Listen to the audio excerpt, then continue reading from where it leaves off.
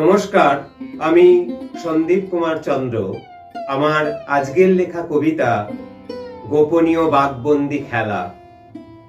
নিশুতি মায়ায় নাইতে যাওয়া হয় না কত কাল, অথচ যুবতী সুন্দরী প্রেমিকার চেয়েও বেশি ছিল নিশুতি মায়ার চিরশুদ্ধ জল।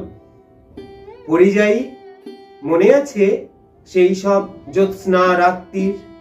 পানু মাঝির নৌকায় মেপে গেছি অফুরান তল, জোয়ারে গোপনীয় বাঘবন্দি খেলাও কি টলমল। আজও কান পাতলে খেলার ছকি ভেসে আসে, ইশারায় ডাকে, তাহলে কি আমাদের ভালোবাসে?